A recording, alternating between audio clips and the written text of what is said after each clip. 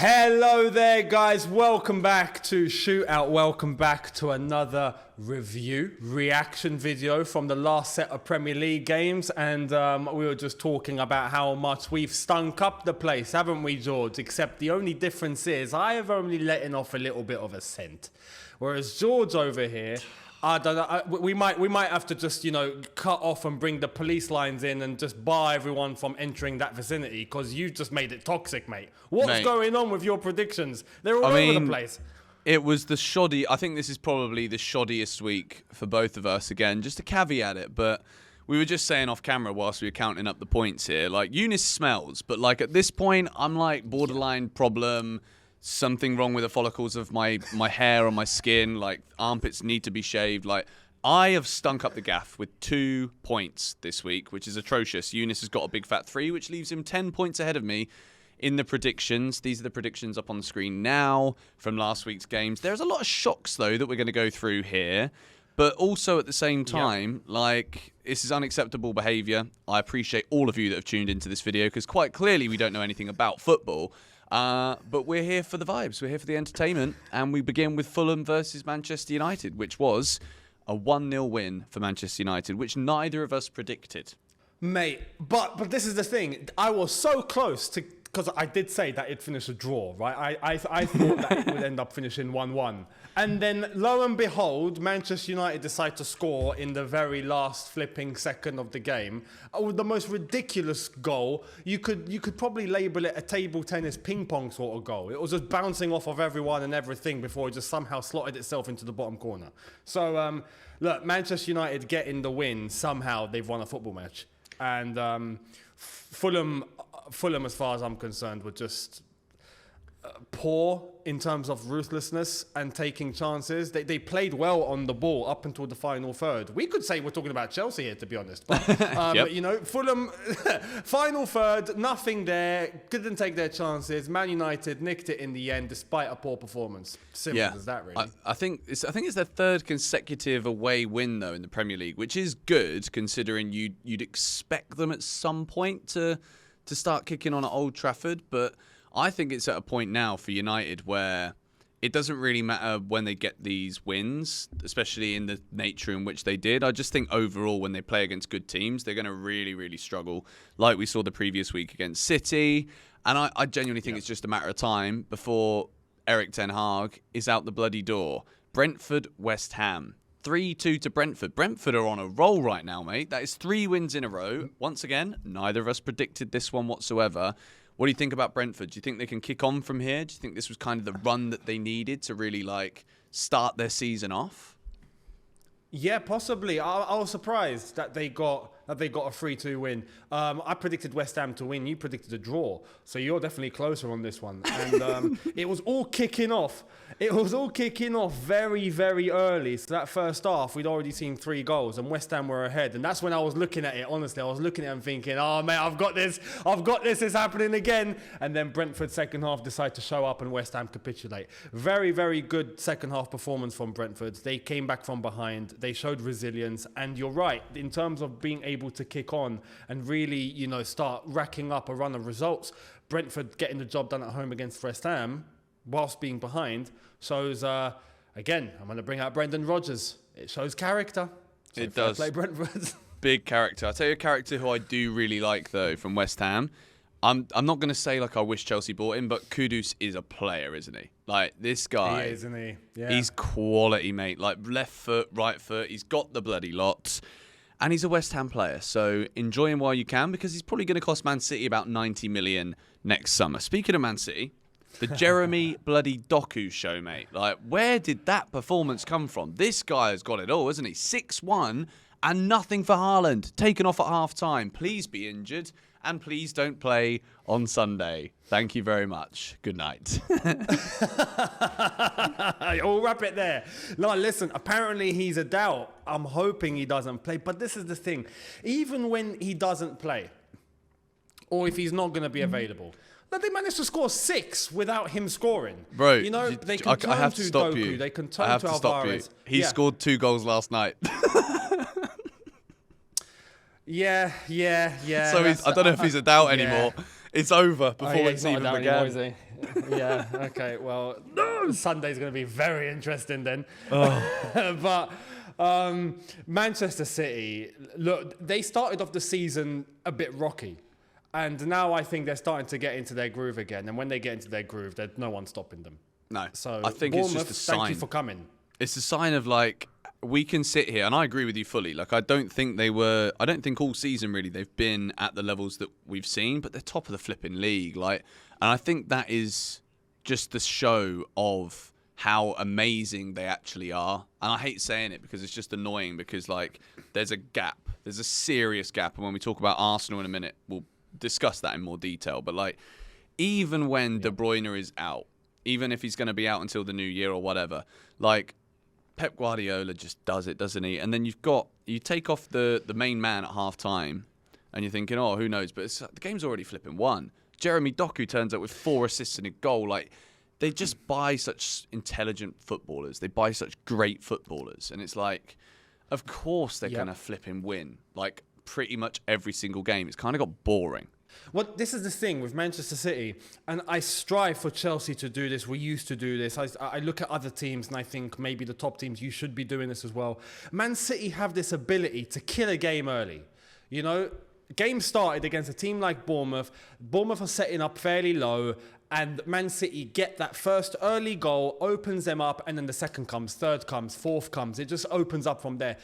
Top teams need to be able to do that against those sort of teams at home consistently. And Manchester City right now are the one team that just do it day in, day out, night in, night out. So it's absolutely flawless and fair play. That's why they're competing for titles. Yep, absolutely. Speaking of nights out, if you're in Sheffield at the weekend, I'm sure you were celebrating a big win against Wolverhampton Wanderers with a 100th minute penalty from Oliver Norwood. Didn't see this one coming either, did we? I'm looking here. We both predicted Wolves to beat Sheffield United. But, of course we did. It's the flipping... it's your Barclays, isn't it? It's your Barclays. You can't predict anything in this gaff. Bloody hell. 2-1 win for Sheffield United. You're completely right. You can't. This is the beauty of the Premier League. You don't get this anywhere else. Sheffield United, that right now looked like they weren't even going to get a point from a charity shop, let alone a Premier League game. Somehow, despite Wolves getting an equaliser in the 89th minute, managed to get a winner. Sheffield United, of all teams. So this is just where, this is why our predictions go in the bin, right? Yep. Because no one and their mother doesn't expect anything like this to happen, but it happens. Welcome It to does. the Premier League. This is the Barclays. This week in my predictions, I'm just going to go against the grain in every single match possible. Just to I'm chasing my tail now, so I've got to do something dramatic. But speaking of something dramatic, like, is it too soon now to say that Vincent Kompany has got to go from Burnley? Like, they were beaten 2-0 at home to Crystal Palace. Comfortable win for Roy Hodgson. Another clean sheet. I think it's their 6th of the season. They're looking good. As for Burnley, mate, what an absolute disaster this season has been. They're down already, in my opinion. They are, and they're just not clicking. What we saw in the Championship just isn't working. And again, it shows you the level of the Premier League and just how tough it is. You can't just expect to rock up and just play your football because it worked in the Championship. That's just not how it works. It's a lot tougher, it's a lot tighter, it's a lot quicker, and you're not going to get the time and space like you possibly do get in the Championship. So Burnley, look, they're heading into a bad direction. To change Vincent Kompany, they could, but at that level, who do you get in? Is it going to be significantly better?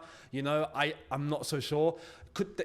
If Sean Dyche was still available, they could possibly turn back to him and go back to their old ways, but he's at Everton and he's getting points over there, so that's not going to happen. So right now, it's probably just best at their level to just probably stick with Kompany and see what happens for a little bit longer. I think sack him, get a player manager in there, have a great little party, have a few good away days, and then win the Championship again next year because...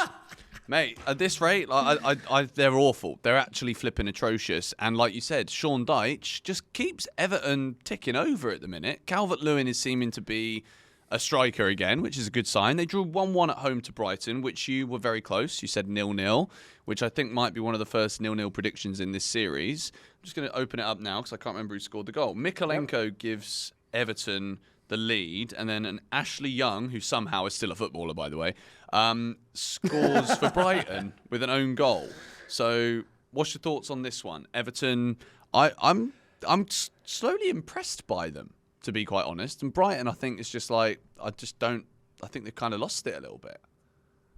Yeah, they have. Brighton, I think it's a tale of two halves, really. You got, on the one hand, Everton that are a lot more solid defensively, no surprise. They're a lot more tighter, a lot more disciplined.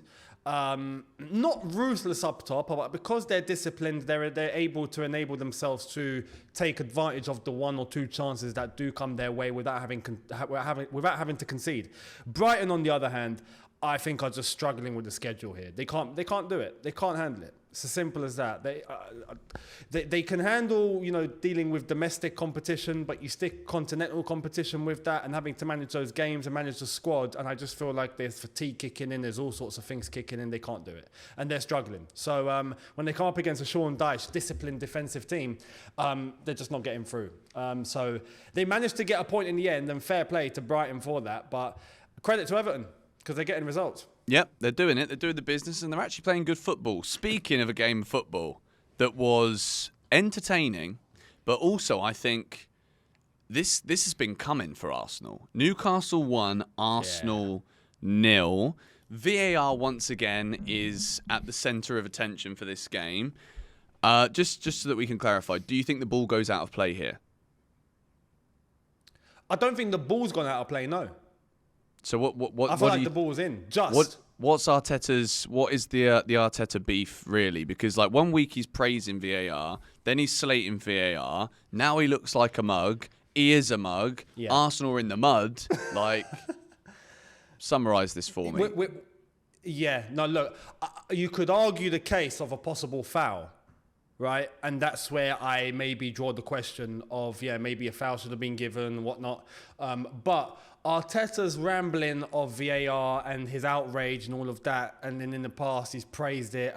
Listen, you got to be consistent here. As a manager, you can't be going from one side to the other, praising it and then criticising it on the complete extreme. Because the way that he went about it was like basically just undermining the whole thing and saying, the referees and the VAR literally are a joke and they don't know what they're doing. But not long ago, you were saying good things about them. So I think that he's angry, disappointed at losing. And that's probably the catalyst of his reaction. And look, in terms of the performance on the day, Newcastle were immense. Simple as that. They were immense.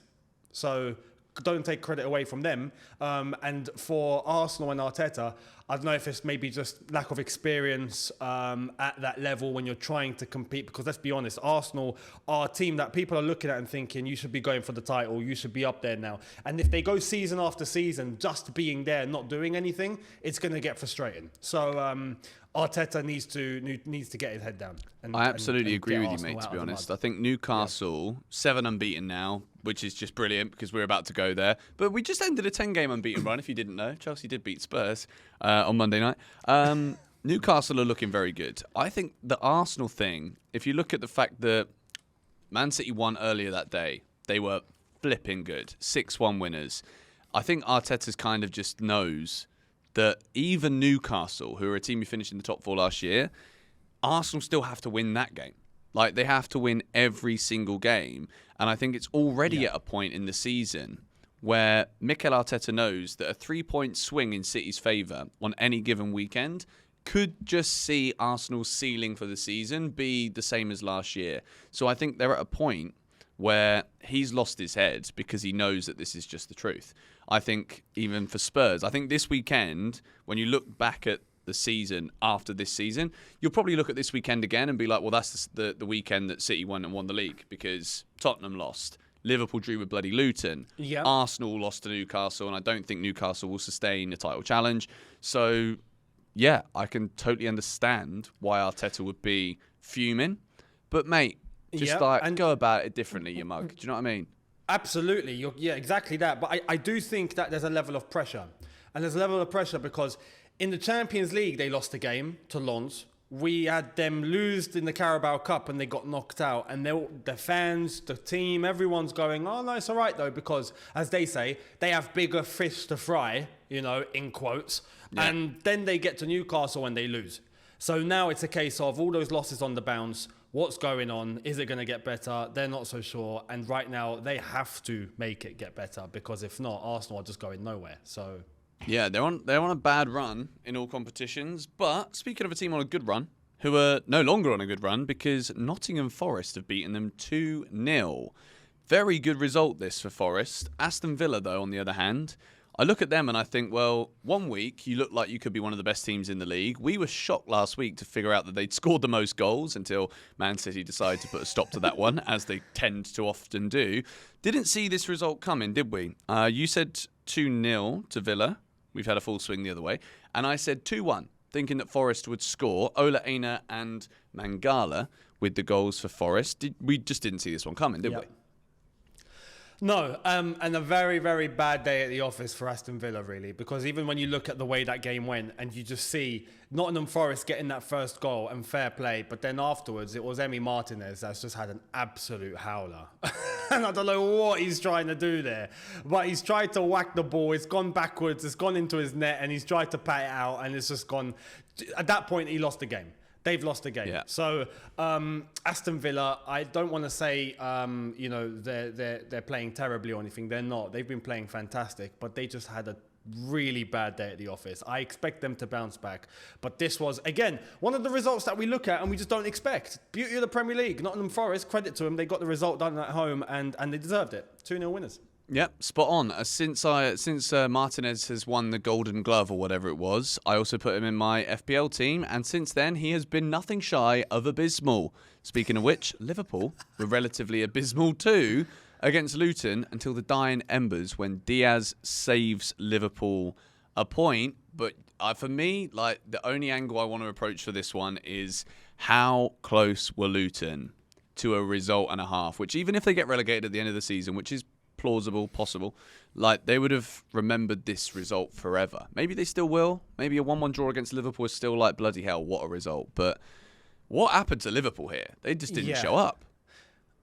No, they didn't. And Luton can leave that pitch with their heads held high, absolutely. But I think they should be a little bit gutted that they didn't get the 3 points. I mean, when you're looking at a performance like that and you hang on and you cling on 1-0 for 94 minutes, and then you get to the 95th, and then Diaz just scores, and it's a soul crusher. Liverpool got lucky. Very, very, very lucky. And again, is it a bad day at the office for them? Did they just not show up for one day? Possibly. But overall, look, despite the amount of chances, despite the possession, Liverpool dominated the game in and out, right? But done absolutely nothing with it. And Luton just looked organised, disciplined. They were up for the occasion, and I feel that's what Luton need to do more because they're not doing that enough.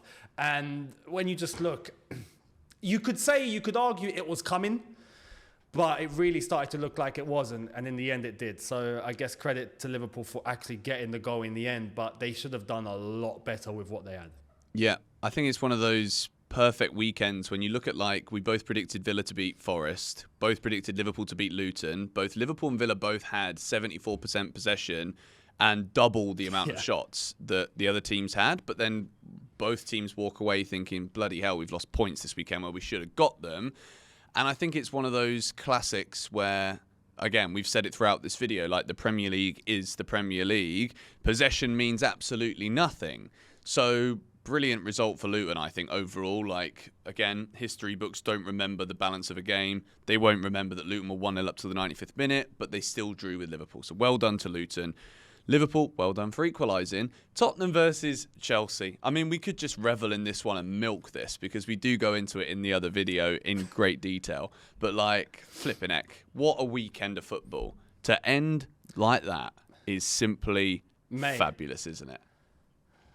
It's unbelievable. And like we said in the other video, it's just absolute carnage and chaos. And the way that game went down was one of the most bonkers football matches I've ever seen in my life. Simple as that. Yeah. And when you're talking about a weekend of upsets, you know, you're talking about Sheffield United getting a win and Brighton getting a win to West Ham, and Aston Villa losing to Nottingham Forest, and Luton almost getting a win to Liverpool. Man United won a football match, and Chelsea rocked up to Spurs and beat them 4-1. I mean, it's just unbelievable, really. So when you look at that game in itself, as you've said, the history books will show Chelsea beat Tottenham 4-1, and that's the most important thing. Yeah, crazy performance, not the best, but Chelsea got the job done at Spurs, and that's the most important thing. Bang on, Eunice. And we will, of course, be back on Friday with Premier League predictions as we take a look to how many Chelsea will beat Manchester City by and how badly Eunice and I will perform when it comes to showcasing our football knowledge. That's it from me. Any final words, Eunice? No, just when we get to the predictions, I'm expecting to come on and say that City are going to go down to 7 men and Chelsea will get a win. Absolutely all for it. See you there, where we go into more detail. Come on, you Blues.